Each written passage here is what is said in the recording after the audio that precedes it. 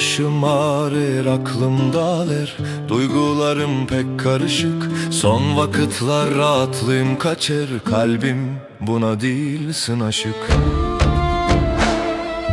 Hangi yolu seçip tutma, canım buna cevap arar. Dururum sanki ağlama, yüreğim hızlı hızlı tıklar. Ana toprağım tez boşanır, kaçerler hepsi buradan. İyi yaşamak halkıma arar, ayrılır vatanımdan. Bu durumu nasıl sökme, neler lazım biz yapalım. Ana dili lazım sayma, halkımızı koruyalım. Bu durumu nasıl sökme, neler lazım biz yapalım. Ana dili lazım sayma,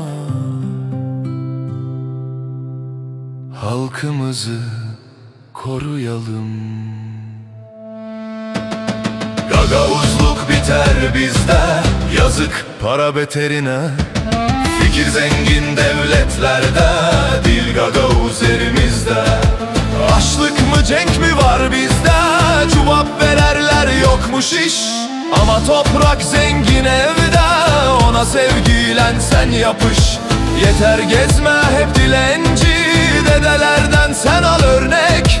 Zenginleştir devletini, ana erin verir kuvvet.